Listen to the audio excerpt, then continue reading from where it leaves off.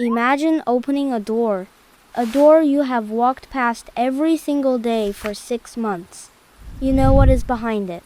You have always known, but you never opened it, because the moment you do, everything becomes real. This is the true story of a man who made a choice that defies every rational explanation and the quiet, suburban secret that no one saw coming. Millbrae, California. A city so ordinary it almost disappears into itself. Tree-lined streets, modest homes, neighbors who nod but never pry. The kind of place where nothing dramatic is supposed to happen. His name was Jewell Wright. 67 years old. Retired. A man of quiet habits and few words. He lived alone in a modest house, except he was not entirely alone. His older brother Leonard had moved in years earlier. The two men lived side by side, day after day, year after year. A shared kitchen, a shared living room, a shared life. By all accounts, they were not close in the way most brothers are. No long conversations at the dinner table, no weekend road trips. But they had a kind of silent understanding. Two men, aging together, holding the world at arm's length. But what happened next shocked everyone who had ever waved hello from the sidewalk. It was a Tuesday in late February when Leonard stopped responding.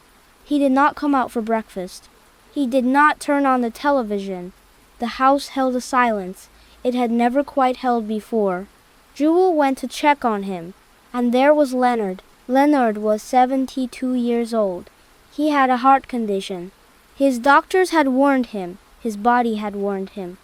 In the end, his heart simply gave out in the night. A natural death, quiet and undramatic. What Jewell did in the next 60 seconds will define this entire story. He did not pick up the phone. He did not call 911. He did not knock on a neighbor's door.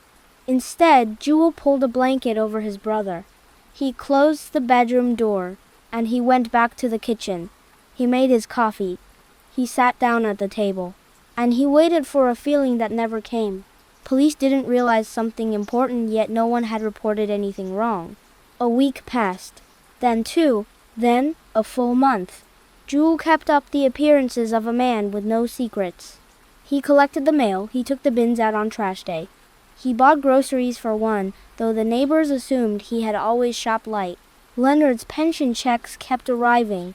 Jewell cashed them. Not out of greed, investigators would later determine, but simply because the money was there. Because routine was the only thing keeping him moving. Leonard had no wife, no children. He was not a social man. No one called looking for him. No one dropped by. The world did not notice that Leonard Wright had quietly left it, but the house knew. As the seasons changed and the temperature rose, something impossible to ignore began to seep beneath the bedroom door. Jewell dealt with it the only way he could. He sealed the door with towels. He burned candles in the hallway. He told himself it would pass. But the most disturbing discovery was still waiting, and it was only a matter of time. The landlord had It was a property inspection that finally cracked everything open. Received complaints. Vague ones. About an odor. About flies. A notice was sent. Jewell ignored it. Then a second notice. Ignored again. On the gray Wednesday morning, a property manager and a building inspector arrived at the front door. Jewell answered. He was calm. He was polite.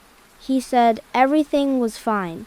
But the inspector had been in old buildings long enough to know what certain smells meant. He radioed the property manager. The property manager called the police. Officers arrived within the hour. Jewell let them in without a word of protest. He simply stood in the hallway as they moved toward the bedroom door. One of the officers later said he had never experienced anything like the moment that door opened. Leonard had been in that room for 6 months. 6 full months. 2 seasons, dozens of trash days, hundreds of cups of coffee made just 20 feet away. Jewell was taken in for questioning. He did not run. He did not lie. He did not pretend. He sat down across from the detective and said, simply, "I just was not ready." What happened next shocked everyone, because the investigation took a turn no one had expected. Every detective in that room had walked in expecting to find a crime, a poisoning, a cover-up, a motive buried somewhere in Leonard's finances or history. The forensic examination told a different story entirely. Leonard Wright had died of heart failure. There was no trauma, no struggle, no evidence of any outside cause. He had simply gone to sleep and his heart had not started again. Jewell had not killed his brother. He had only failed to report his death. The detectives were left with a case unlike anything in their training. The law had a framework for murder, for manslaughter, for negligence, but the law had very little to say about a man who sat beside grief for half a year and simply refused to move. A forensic psychologist was brought in to evaluate Jewell. What she found was not the profile of a criminal. It was a profile of a man who had been quietly falling apart for decades. A man with no close relationships outside of his brother.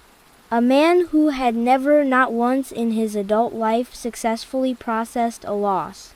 His mother, his father, 2 friends in his 30s. Every time, the same response. Close the door, keep moving, never speak of it. Because the truth behind what Jewell did was far more heartbreaking than anyone had prepared for. In one of his psychiatric evaluations, Jewell was asked a single question. Why did you not call for help? He thought about it for a long time. Then he said, because once I made that call, Leonard was gone, and I would be alone, and I have never known how to be alone. The room went quiet. That answer did not excuse what he had done. The law and Leonard's few distant relatives made that clear. He was charged with failure to report a death and misappropriation of benefits. He received a sentence that included probation, mandatory counseling, and community service. No prison time. The judge, in her remarks, said something unusual. She said this case was not about evil. It was about what happens when a person has no tools left to face the unbearable. Jewell Wright sat in that courtroom looking smaller than any defendant she had ever seen. Not dangerous, not calculating, just lost. We tell ourselves that grief has a process, that there are steps, a beginning and an end. That one day, we pick up the phone, we make the call, we let it be real. But some people never reach that moment, not because they are broken, but because the loss is the last thing they have left. Jewell Wright lived with his brother's ghost for 6 months, and in some part of himself, the part that sealed the door and burned the candles and made the coffee every morning, Leonard was still there.